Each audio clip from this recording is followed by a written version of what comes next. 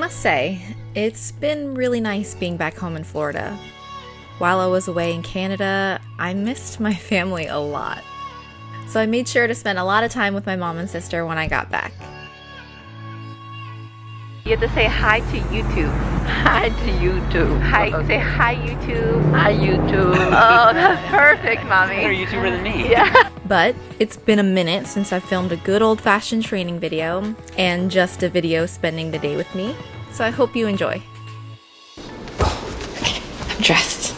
I'm not wearing this to the gym though because I'm still not comfortable wearing a sports bra and leggings yet because, okay, we're gonna talk about this. Let's talk about it. We're gonna talk about how I have an arm insecurity at the moment. Jeff is very familiar with it. Since I've been all in, I don't like my arms. I don't show my arms. I wear long sleeves or like a baggy t-shirt that kind of covers them. So wearing tank tops and sports bras is currently off the table. But I'm gonna show you guys this outfit just for a second because my boobs look great. So I'm gonna talk about that. I'm gonna put on a shirt. I'm not just saying, I actually think like you have a good deltoid shape. Like I actually think that you're tripping. I'm only mentioning this. I think you built shoulders. I'm mentioning this because I know I'm not the only one who feels this way. I'm sure there's a lot of people who are watching this who feel a little bit self-conscious about their arms. I feel like the weight that I've gained, a lot of it went to my upper body. I don't know if I'm comfortable wearing a sports bra or a tank top yet, but I'm getting there because I'm filming this clip in a sports bra, but then I'm gonna work out in a baggy t-shirt because I'm not there yet. I'm getting there. Is that it? That's it. Okay guys, so it is time to go to the gym. We are doing a high volume leg workout. So I'm excited. I haven't done a training video in a hot minute and it's time. But I got a t-shirt on because we talked about this. I'm gonna have my normal protein oatmeal. And if you missed how I make this oatmeal, check it out in my last video. I did a full day of eating and I show you guys roughly kind of how I make it. So check that video out if you missed it. If you have a Trader Joe's near you, you guys have to try this oatmeal. It's like their plain unsweetened instant oatmeal. It's the best. So yeah, I'm gonna have this. I'm gonna take some pre-workout and then we are off to the gym. I said this on my Instagram and I feel like a lot of people really appreciated it, so I'm just gonna throw it out right here. I take pre-workout because it does make me feel like more energized. I feel like I can last the duration of my workout. I also feel like it gives me a good pump. So I just enjoy the feeling that I get from pre-workout. But if you feel like you do not need it, you don't feel like you're ever tired, sluggish, or after work you feel like you have lots of energy because you're off work and you're free, you don't need pre-workout. I'm not saying that anybody ever needs pre-workout. So if you don't need it, don't take it. I'm just letting you know that I'm taking it today. I'm gonna put in a clip of something going in a bucket.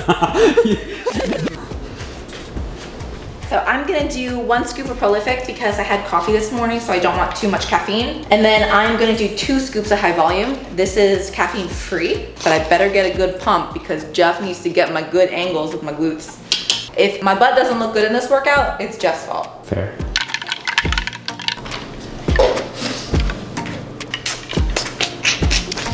Good.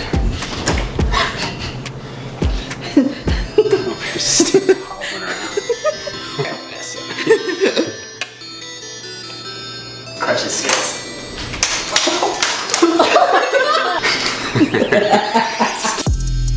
I won't stop. No, no, no, no, no.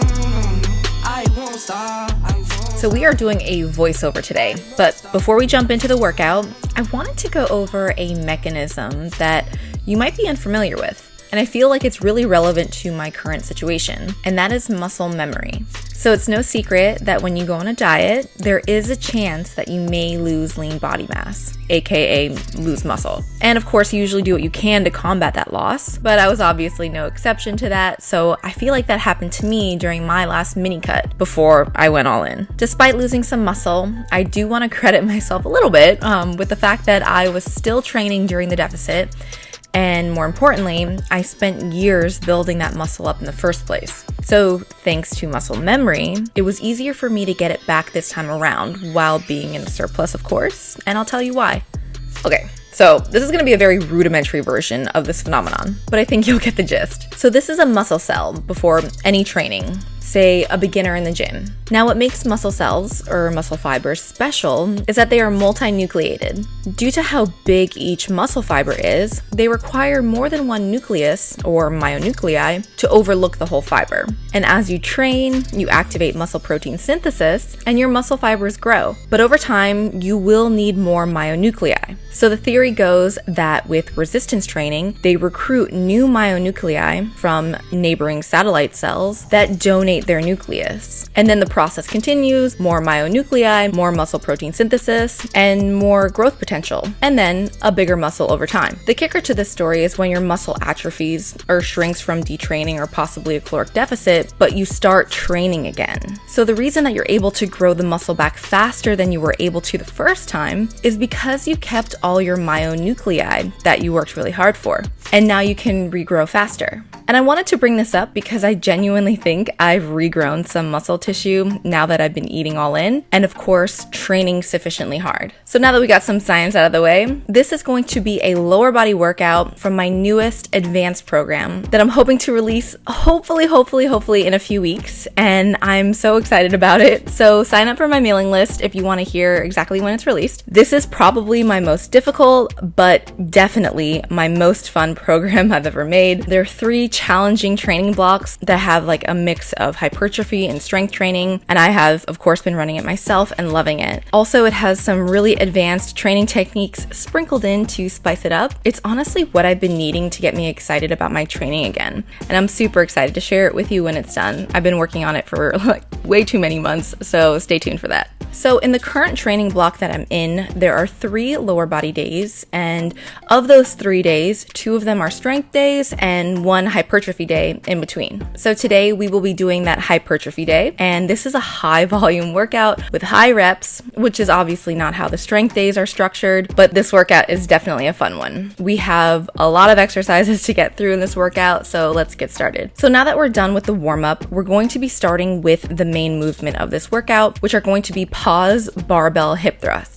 It's essentially a hip thrust, but you are going to pause for 3 seconds at the top of the concentric. So you're going to hold when you're in full hip extension and then go back down. As with any variation of hip thrust, you're going to make sure that your chin is tucked, eyes are looking straight in front of you and not up at the ceiling, and your shins are going to be perfectly straight when you're at the top of the resistance curve. The glute king himself, Brett Contreras, gives really helpful cues to the barbell hip thrust, like to drive through your heels, push your knees outwards, and elevate your hips into the bar. The pause definitely adds an element of difficulty, so you might have to drop the weight back a bit, but I find I get a great mind-muscle connection with my glutes with this variation, and I really feel them working. Next, we are doing a round back 45-degree hyperextension. So the most important cue for this is to make sure you are rounding your upper back, because we are trying to hit the glutes with this one. This posture forces you to use your glutes to lift your body up, and as you do this, pretend like you are thrusting your hips into the pad, as if you're using hip extension to raise your body up.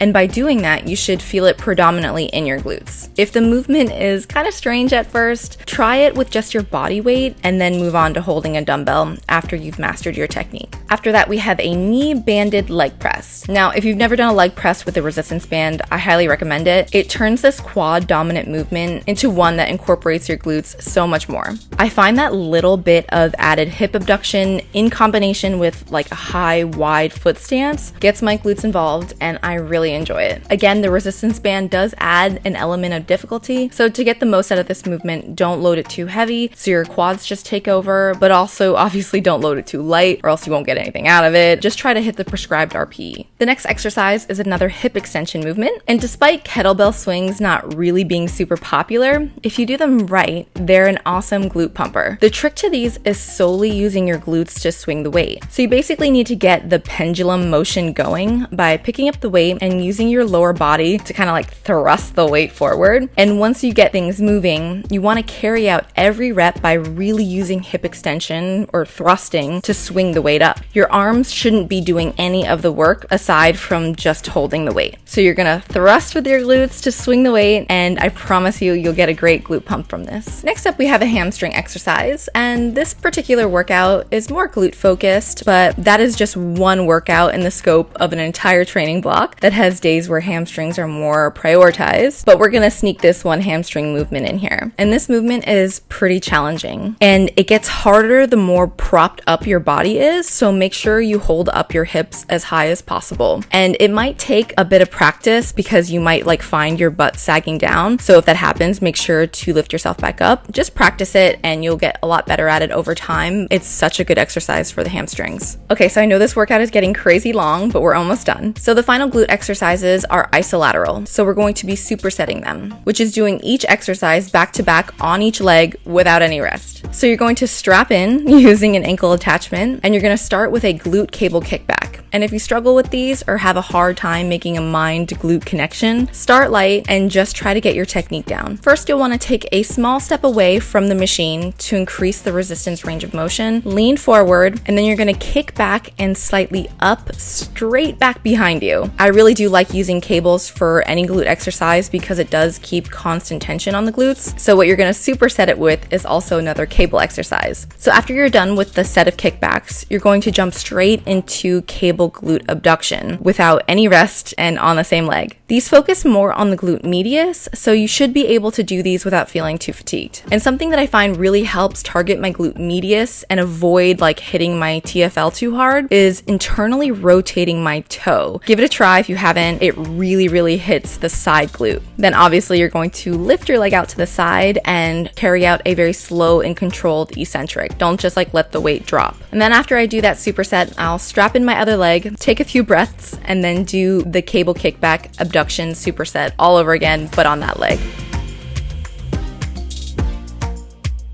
And last but not least, I did a few sets of standing calf raises. And a cue for this one is to make sure you are pausing at the bottom so you don't use a bounce to cheat your way up, and squeeze your calves at the top. And then after this, I did a couple of set of machine crunches for a little bit of abs, and then finally I was done.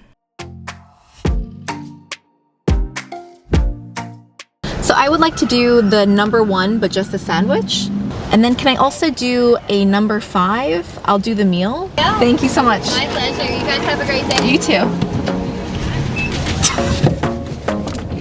When you pull in, you should play the dun dun dun dun dun dun dun dun dun. It's the closed on Sunday song. All your dun-duns wasn't giving it to me. Got a grilled chicken sandwich and some french fries. You guys, we were filming in there for like 2 hours. Obviously it doesn't take me 2 hours to work out. When you have to film, you have to get so many shots, so many angles. Your girl's hungry. Since we were in Canada, we've had no access to Chick-fil-A. That looks pretty aesthetic. Oh, you got the grilled one. Yeah. I've lost my touch on eating on camera. Yeah.